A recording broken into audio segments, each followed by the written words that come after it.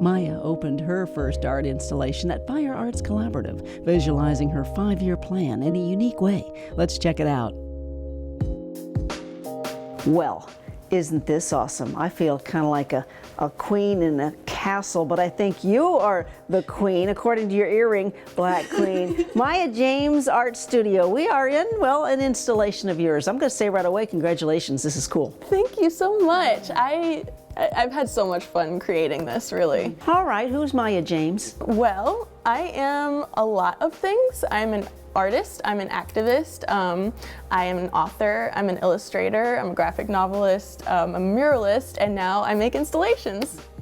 As a little girl, was this the dream? I was one of those kids that wanted to do a lot of things. So one week I was going to be an actress, and the next week I was going to be a veterinarian, and the next week I was going to be an artist like my dad, and then the next week I was going to be an author, and then the next week I was going to be the president. And I think I kind of settled down to what I just do, and this is what I do. And even down to the wall collages, this was something I did when I was a teenager, and I would just cover my entire room in wall collage.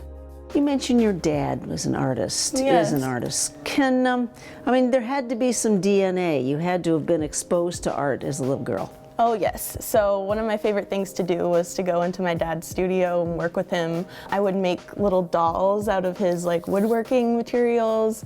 I would paint with him, I would collaborate with him, and he would teach me things, and there was really no limit to what I could create, and he always told me, just go for it and do it, and so this is where that led.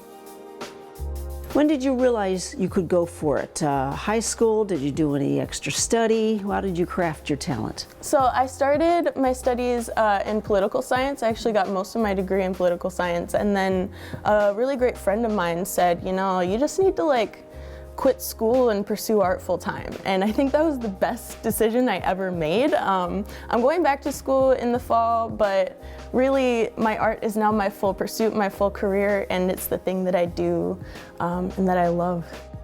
So what are we doing? Where are we sitting? We're sitting in my first ever art installation that Kalamazoo Fire, this wonderful arts and historical organization and cooperative of youth, has allowed me to just kind of dream up. I saw this space and it was a storage space, and there was just a lot of cardboard boxes and materials. So I dusted and I cleaned it, and I threw a bunch of cardboard boxes down the stairs, and I made this. What is this? How do you describe this? And then let's get into how you want your visitors to be exposed to it.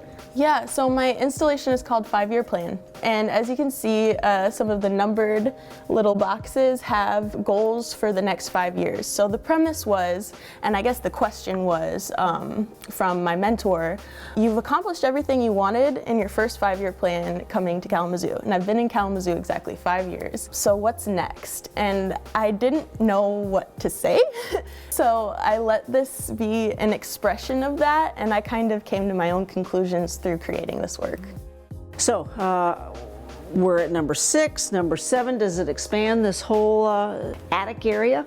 So another part of my 5-year plan is I have 7 books that I've created that are hidden through the space. These are little art books that I've created. So they have collages, and they have little affirmations that I've created, and just stickers. And this is really how I process my thoughts. I can't be a linear journaling type of person, but I wanted to add this and just the process of everything as well.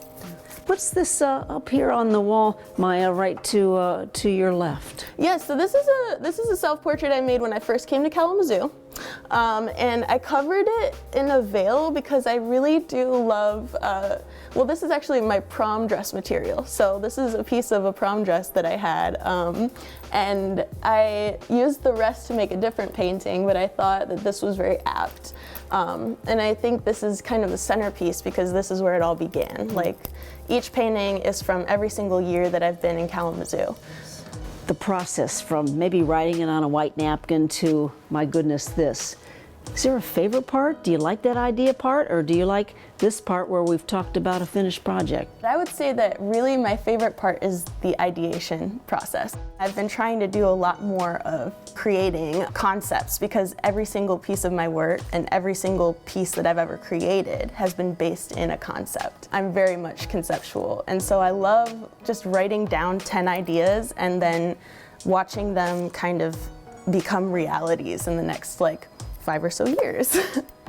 Number 5, publish more books and graphic novels. Tell me how you'll be doing that. So my first graphic novel, Lukumi, it was actually featured at the Brooklyn Book Fair this past year, and it's just been all over, and I'm hearing from a lot of people oh, I read Lukumi and I really loved it. So I want to do even more, and I have a superhero series that's going to be coming up pretty soon that I'm excited about.